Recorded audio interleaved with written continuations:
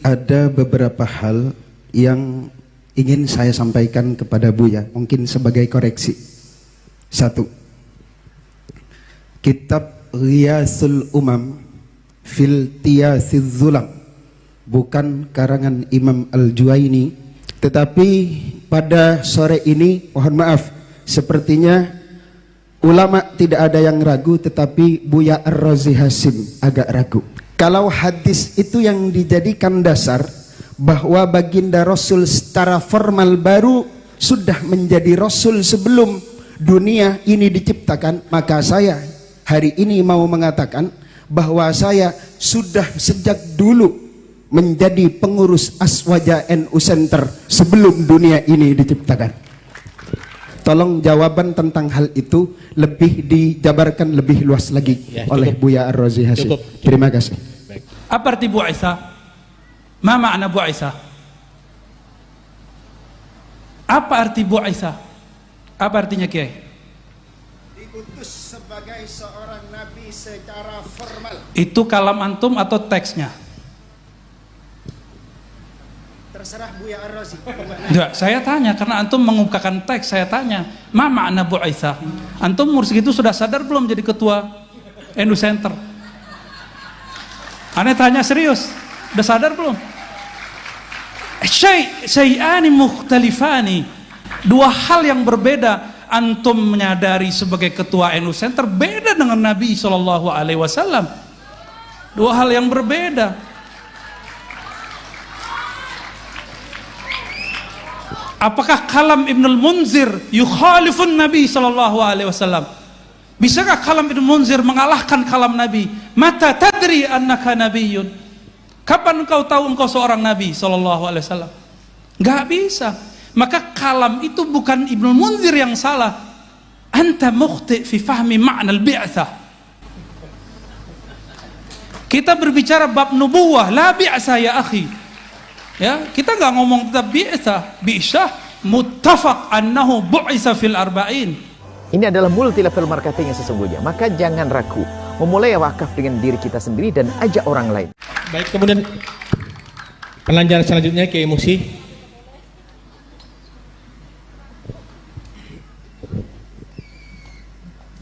Mohon izin berdiri, Buya.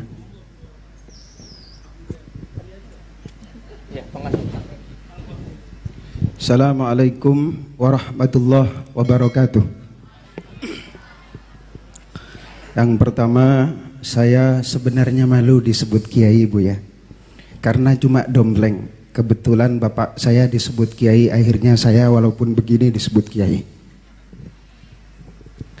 Tetapi ada beberapa hal yang ingin saya sampaikan kepada Buya, mungkin sebagai koreksi. Satu, kitab Ghiyasul Umam fil Tiyasiz Zulam bukan karangan Imam Al-Juwaini, tetapi karangan putranya Imamul Haramain. Dua, ada teks yang sangat saya hafal sekali. Faqad dzakara al-Imam Al-Hafidh Ibnu Asakir an Ibnil Munzir annahu qala la yashukku ahadun min ulama'ina anna Rasulullah sallallahu alaihi wasallam wulida fi amil fil wa bu'itha ala ra'sil arba'in. Imam Ibnu Asakir dari Al-Hafidh Imam Ibnul Munzir, beliau berkata, tidak ada satupun para ulama yang ragu-ragu bahwa baginda Rasul dilahirkan pada tahun gajah dan diutus sebagai nabi pada usia 40. Tetapi pada sore ini, mohon maaf, sepertinya ulama tidak ada yang ragu, tetapi Buya Ar-Razi Hasim agak ragu. Tetapi begini Buya, mohon maaf, saya hari ini hadir sebagai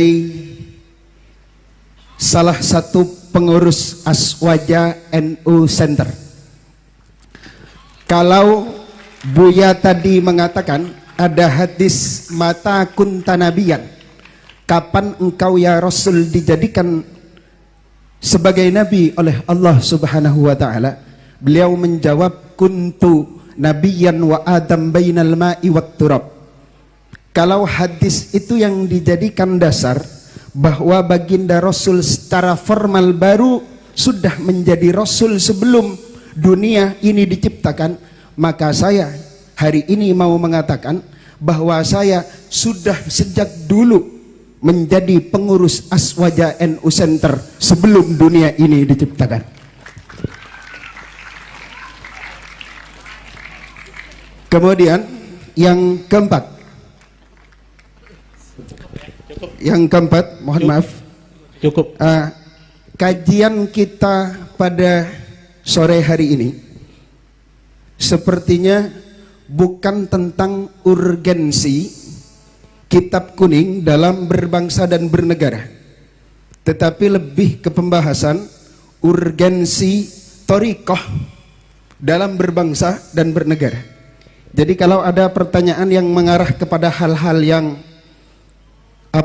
tentang bagaimana kiprah kalau kita memahami kitab kuning dalam berbangsa dan bernegara, tolong jawaban tentang hal itu lebih dijabarkan lebih luas lagi Ya, oleh Buya Ar-Razi Hasyim. Terima kasih. Baik. Nah, demikian Bu ya, langsung dijawab. Syukron atas tasihnya. Seharusnya antum salah satu pembicara pada sore ini ya. Syukron. Baik, mengenai yang pertama diriwayatkan oleh Imam Al-Hafiz Ibn Asakir, ana adri bihadhi riwayah. Saya juga tahu riwayat ini. Ya. Beliau beriwayatkan dari Al-Hafiz Ibn Al-Munzir, tidak ada syak bahwa Nabi dilahirkan pada tahun fil, la syak. Wa bu'itsa, la syak. Apa arti bu'itsa? Ma makna bu'itsa? Apa arti bu'itsa? Apa artinya Kiai? Diutus sebagai seorang nabi secara formal. Itu kalam antum atau teksnya? Terserah Buya Ar-Razi. Enggak, saya tanya karena antum mengungkapkan teks, saya tanya, ma makna bu'itsa? Hal fi farq baina bu'itsa bi'tsah dengan nubuwah, bi'tsatur risalah dengan nubuwah, fi farq. Enggak usah pakai kalam itu dulu, pakai kalam Imam Darimi aja. Ada di Sunan Darimi. Abu Darda bertanya, wahai Rasulullah, kapan engkau sadar? Mata tadri, kapan engkau sadar engkau seorang nabi? Gak usah pakai kitab Ibnul Munzir, kejauhan itu mutaakhirin. Ini levelnya dia satu tobakot dengan Imam Ahmad bin Hanbal. Wafatnya 255 Hijriah. Tetapi Imam Bukhari juga beberapa saat sama-sama berguru dengan beliau. Tapi umurnya lebih tua karena lahirnya 181 Hijriah. Ya, saya tahu antum ketua NU apa tadi? Aswaja Center. Ya, alhamdulillah, syukran, jazakallah khair ya. Ini hadis diriwayatkan oleh Imam Darimi, lahirnya tahun 181 Hijriah. Ketika Ibnu Barak wafat. Maka dia umurnya dekat dengan Ahmad bin Hanbal, pendiri Hanbali. Di situ ada riwayat, kapan engkau sadar wahai Rasulullah engkau seorang nabi? Jawaban Nabi SAW apa? Ketika aku bermain dengan anaknya Halimah, tiba-tiba dadaku dibedah, diambil oleh dua sosok terbang dari atas. Itu beliau sadar beliau seorang nabi. Antum umur segitu sudah sadar belum jadi ketua NU Center? Aneh tanya serius, udah sadar belum? Syai'ani mukhtalifani, dua hal yang berbeda. Antum menyadari sebagai ketua NU Center beda dengan Nabi SAW. Dua hal yang berbeda.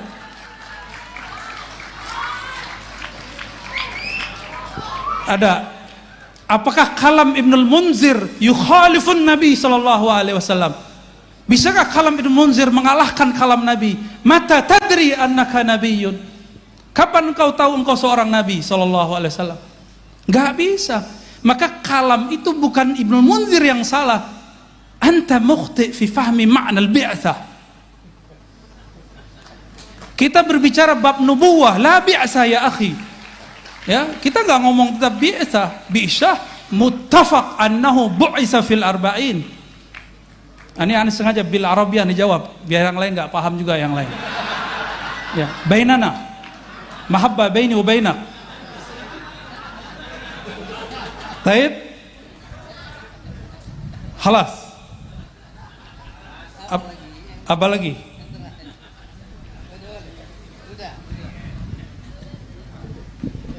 Baik, semakin sore kayaknya semakin seru ini. Apalagi nanti kalau Ibu Nyai sempat juga menyampaikan pemikiran-pemikirannya tentang tema kita pada sore hari ini. Oh, yang terakhir soal thariqah. Ya, khalas. Adakah thariqah tidak pakai kitab? Kalau ada bid'ah, dalalah.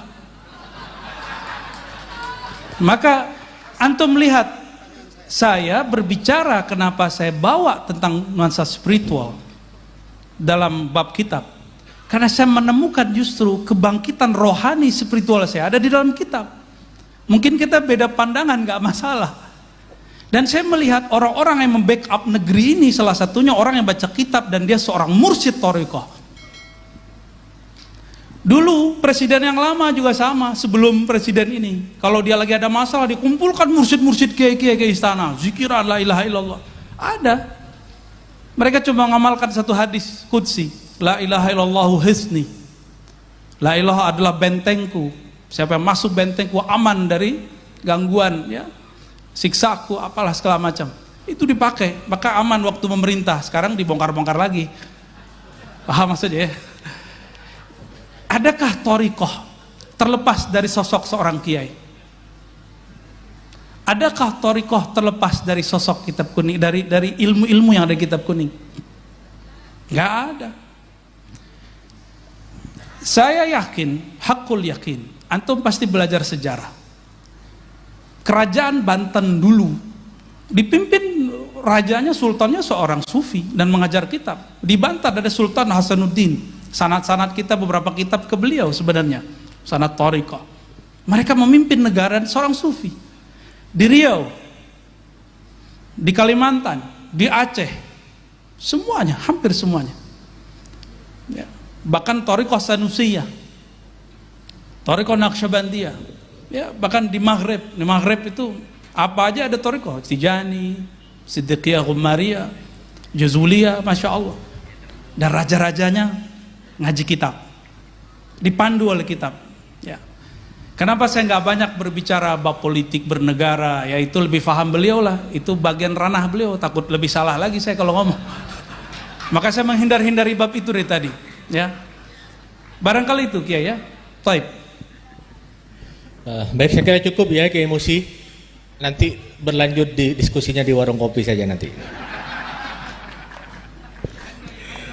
Baik, ini memang menarik. Saya sering diskusi dengan beliau, Kiai Buya. Saya punya forum kajian tafsir Al-Quran bersama beliau yang setiap bulan. Jadi memang diskusinya memang sangat luar biasa.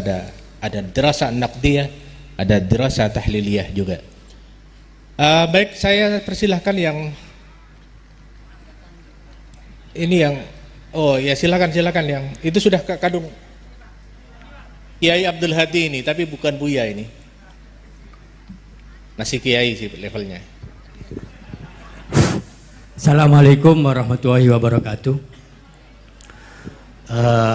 Kalau yang tadi itu kiai beneran, kalau ini santrinya, santrinya Buya. Saya mengikuti channelnya Buya Rosi lebih 2 tahun. Alhamdulillah sejak corona jadi aktif mengikuti dengan nuansa kontroversinya. Tadi pemandu belum menjelaskan, Buya ini sudah menikah setahu saya di YouTube, ya. Jadi tadi kalau ada yang menawarkan Mbak Kiai masih ada 2 putrinya, tidak tahu kalau mau menambah. Terus ini supaya nggak serius, yang 2 tadi sangat serius, Buya. Saya ini sekarang yang tidak serius, Yang pertama yang saya tidak serius, saya mengharapkan Buya itu ngajar melalui channelnya, ya mungkin punya channel sendiri. Walaupun yang saya tahu di YouTube-nya itu beraneka ragam di masjid-masjid atau di majelis-majelis yang diadakan oleh artis-artis sehingga kita bisa mengikutinya. Itu satu. Yang kedua, ini selama saya mengikuti pengajian-pengajian Buya di YouTube, ada satu hal yang sampai sekarang mengganjal dalam diri saya. Bagaimana menyatukan akal, hati untuk satu arah. Dalam pengertian satu arah bisa menjadi hamba yang soleh di hadapan Allah. Kadang-kadang bertentangan antara yang ada di akal dengan yang ada di hati. Yang kedua, ini Buya terkait dengan penjelasan-penjelasan soal ilahiyah. Kadang-kadang akal sangat terbatas memahami soal ketuhanan. Tapi hati tidak terbatas. Walaupun tadi Buya menjelaskan sudah membatasi, cukup tafakkaru fi khalqillah wala tafakkaru fi dzatillah. Nah, tapi dalam penjelasan Buya itu banyak menjelaskan tentang Allah yang bersemayam dalam diri atau jiwa. Tidak tahu apa itu di akal atau di hati. Saya yang nggak bisa, mungkin bisa dijelaskan oleh Buya. Terakhir terkait dengan Kiai Haji Abuya Bushro Karim, tadi Buya meminta untuk bisa mendirikan torikoh. Saya setuju itu. Torikoh siasa. Ini tambahan informasi ke Buya. Beliau ini ketua DPRD 2 periode, bupati 2 periode, ketua partai nggak ketemu periodenya.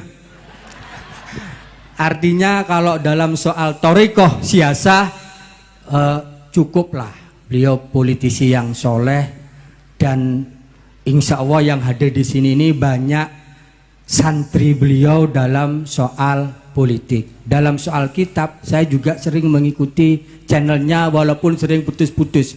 Seperti kata Buya tadi, mungkin pengelolanya masih perlu belajar IT lagi ya. Kalau yang Buya tidak langsung live enak terus karena memang dia kelola oleh pengelola yang profesional. Itu Buya, saya pikir tadi perdebatan-perdebatan yang muncul jangan menyebabkan bahwa perbedaan yang ada antara kita dan kehadiran Buya di sini membuat Buya kapok untuk hadir di Sumeneb khususnya dan di Madura. Kita semua walaupun tidak nyantri langsung kepada Buya, tapi kita nyantri melalui online. Terima kasih. Wallahul muwaffiq ila aqwamit thoriq. Wassalamualaikum warahmatullahi wabarakatuh. Assalamualaikum warahmatullahi wabarakatuh. Tidak ada perbedaan ya kalau semuanya disikapi secara dalam konteks munadharah. Saya kira tidak ada perbedaan. Semuanya sama dalam konteks melengkapi pengayaan khazanah kita tentang keislaman. Yang kedua tadi bahwa moderator memang tidak disuguhi kurikulum vitae.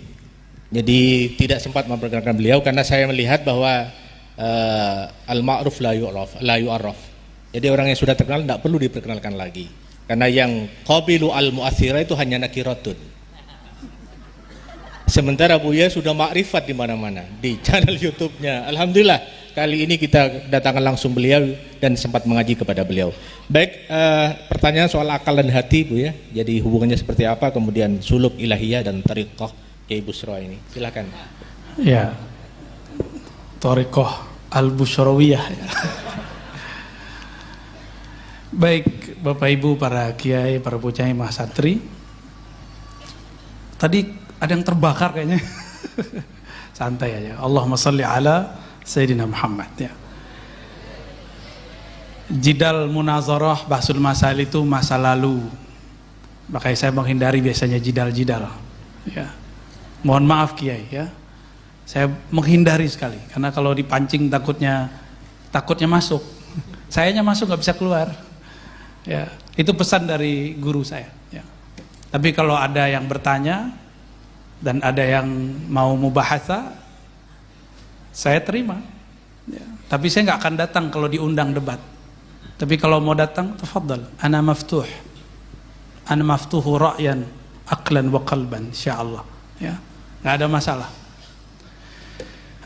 Kita memang perlu, mungkin ada kalam saya yang tidak pas didengar ya, seperti kalam Ibnul Munzir pun seorang kiai bisa beda faham antara saya dan beliau, kan bisa beda faham ya, apalagi jika itu muncul di dalam sosial media, itu sangat mungkin ya. Makanya saya kemudian berinisiatif dari dulu kalau kajian kita pakai kitab. Jadi ketika mubahasah kita kitab dengan kitab. Tapi setahu saya sepanjang ini berdebat dan melihat sejarah perdebatan, orang berdebat kalah tidak terima, menang pun tidak ada rasa apa-apa. Dua-duanya kalah di sisi Allah. Karena dua-duanya sama hatinya keras. Satu hati keras merasa menang, merasa benar. Satu hati keras karena merasa malu. Itu kenapa Allah mengharamkan jidal. Yang boleh itu tas'al, ya, yang tidak menyebabkan isa'ah fil qulub, qaswah fil qulub, ya. Syukran tadi masukannya dari Pak siapa tadi? Ustaz Abdul Hadi, ya. Insya Allah nanti kita buat channel sendiri. Insya Allah nanti, ya. Insya Allah. Mungkin cari waktu yang kosong dulu lah kita. Ya. Bagaimana cara menyamakan, mepaskan antara kolbu dan akal? Sebenarnya akal kolbu itu tidak perlu dipisah-pisahkan seperti gambaran pikiran kita. Di Quran, coba perhatikan, lahum qulubu ya'qiluna biha. Kan ada dua ayat tuh, ya. Satu sindiran di surah Al-A'raf, satunya surah apa tuh? Al-Hajj, ya. Al-Hajj 26 seingat saya. Mohon dikoreksi. Benar Al-Hajj, ya? Ya. Itu justru pujian. Ternyata ada satu pesan di ayat itu. Jadikan kolbu sebagai server, sebagai khazanah, sumber berta'akul, berfikir. Selama ini kita berfikir itu sumbernya hissi, hawas, apa yang terbaca, apa yang terlihat. Tapi kalau orang berfikir, sumbernya lahum qulubu ya'qiluna biha. Mereka jadikan kolbu sebagai dasar asas marja untuk berta'akul, bertafakur, maka akan indah perdebatannya, akan indah diskusinya. Karena kolbu itu adalah baitul adab. Kolbu itu tempat adab, karena Allah selalu menatapnya. Ketika seseorang tidak dengan kolbu, la adabalah, hilang adabnya. Ya. Nah, adab kalau ngaji, masih ingat kita kalau ngaji kirim Fatihah kepada musonif, benar gak? Itu supaya dari akal kita kembali yang liar ini dikembalikan ke rumahnya. Itulah rahasia baca Fatihah sebelum ngaji. Ya, tadi mungkin kita belum baca Fatihah sebelum ngaji, tapi kan tadi sudah dimulai doa, ya enggak? Ya. Mungkin kita berdoa belum pakai kolbu, barangkali. Nah, itu yang membuat kita ketika ngaji, gurunya siapa aja, itu nggak akan bisa memilah nanti. Ya, barangkali itu. Maka mulailah, masuklah pintu dari tangganya, masuklah rumah lewat pintunya. Masuk pintu pun ada assalamualaikumnya. Nah, untuk membuka kolbu, maharnya adalah Al-Fatihah. Insya Allah, silakan diamalkan itu. Ya, saya kalau baca kitab biasanya baca Fatihah dulu.